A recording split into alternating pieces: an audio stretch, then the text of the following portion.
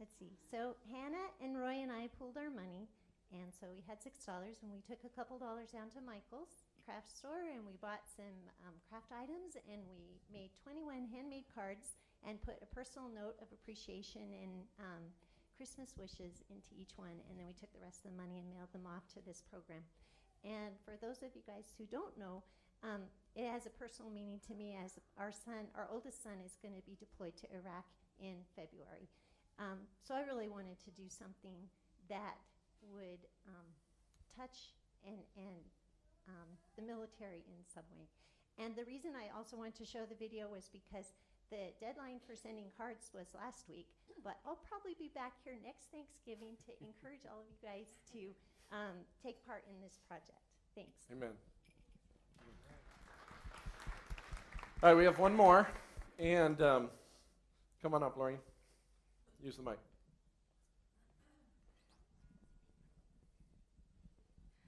Well, this year I took my $2 down to a craft store and I bought some yarn because I really wanted to make someone and bless someone who works really hard and just serves a lot, and she does a lot and spends a lot of time and effort for us.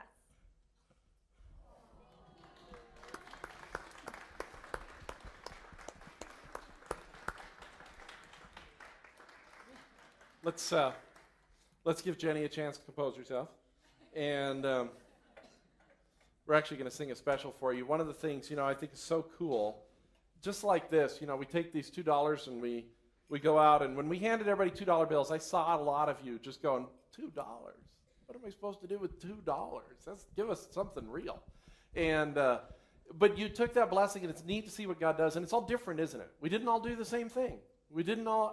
I'm just really encouraged by the fact that, and I knew it would happen. I knew it would happen exactly this way, that God would have a number of different people in a number of different ways that he wanted to bless, and he still does. And I hope those of you who still have your $2 will take up the challenge. We're not going to have testimonies next week because of a night in Bethlehem, but we will have more testimonies the week after.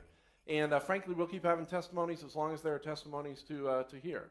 But just continue to do it. But one of the things that reminds me of is every Christmas, I think it's so easy to think of the Christmas message as this Sunday school thing that we hear. But it's really an amazing story of the way God has blessed us, just in an incredibly weird way, if you really think about what it means. And so this is a song that the music team and Lori and I would like to sing a special, just to kind of remind you about that. It's called The Gift of God. And it's the idea that there's a wildness, there's a strangeness about Christmas that we sometimes miss.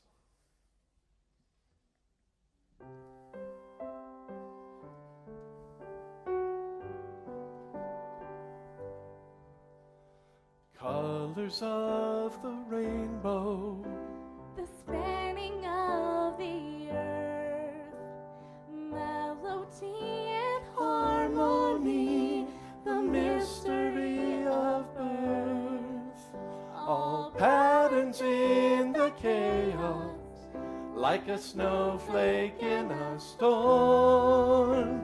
But we run from the face of God, 'cause we'd rather be safe and warm.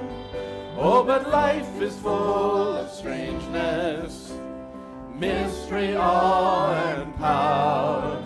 How have we missed the wildness in the petal of each flower? We so want to be normal, but we really are quite odd. That we forget this strangeness is the very gift of God, the gift of God. it won't be tied up with the bow. The gift of God won't fit in any box, you know. Oh, the gospel that he's given us is wonderful and odd. But we forget this strangeness is the very gift of God. Foolishness to Gentiles, a stumbling block to Jews. A paradoxical teaching that says to win, you first must lose. We Gather round the pine tree and open presents here by you. But when the last one's been unwrapped, the gift of God has not been here. Oh, but life is full of strangeness, mystery, awe, and power. How have we missed the wildness in the petal of each flower? We so want to be normal, but we really are quite odd. But we forget this strangeness is the very gift